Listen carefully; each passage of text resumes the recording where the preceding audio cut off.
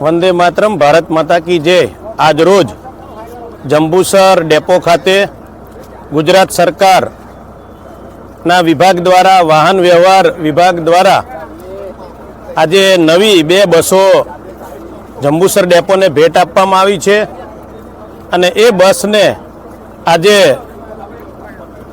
સૌ કાર્યકર્તાઓ, પ્રમુખો, મહામંત્રીઓ, ભારતીય જનતા પાર્ટીના નગરપાલિકાના ચૂંટાયેલા સૌ સભ્યો, આમોદ તાલુકાના, આમોદ શહેરના તમામ કાર્યકર્તાઓ અને સૌ આગેવાનો વતી તેમજ જંબુસર ડેપોના મેનેજર એવા આદરણીય નરેન્દ્રસિંહ રાઠોડ તેમજ અન્ય સૌ આ ડેપોના કર્મચારીઓ દ્વારા આજે આ બંને બસોને લીલી ઝંડી બતાવીને જે જગ્યાએ એના જે રૂટ બનાવવામાં આવ્યો છે એ રૂટ પર જવા માટે આજે લીલી ઝંડી બતાવવામાં આવી।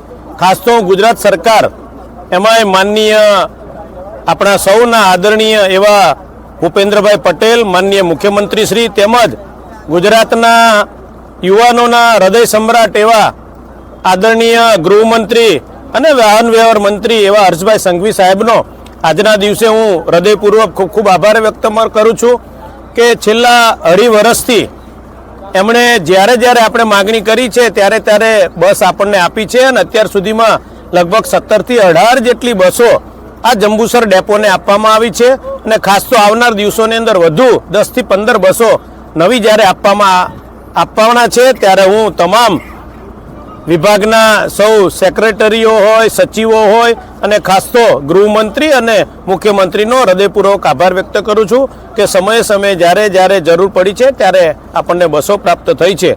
તો આ બસનો તમામ જે આ વિસ્તારના સૌ નાગરિકો છે એનો લાભ લે અને બસ પણ સારી રીતે ચાલે, સુવ્યવસ્થિત ચાલે, બસને પણ સાફ રાખવી, સુવ્યવસ્થિત રાખવી એ પણ પેસેન્જરોની પણ નૈતિક જવાબદારી છે અને એ બસની અંદર બેઠા પછી પણ બસ સારી રહે એવી સૌ નાગરિકોને અપીલ કરું છું। આ વાતની ખાસ ધ્યાન રાખે।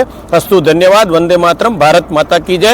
અને ખાસ તો પત્રકારોનો આટલા બધા ખાસ પત્રકારો આજે હાજર રહ્યા છે તો પત્રકાર મિત્રોનો પણ આ પ્રોગ્રામને અને આ નવી બસોનો જે લીલી ઝંડી બતાવીને જે ગંતવ્ય સ્થાને જવા માટેનું જે આજે પ્રોગ્રામ રાખ્યો અને એનું સારું એવું કવરેજ કર્યું તે બદલ તમામ પત્રકાર મિત્રોનો હૃદયપૂર્વક આભાર વ્યક્ત કરું છું। અસ્તુ, ધન્યવાદ। વંદે માતરમ, ભારત માતા કી જય।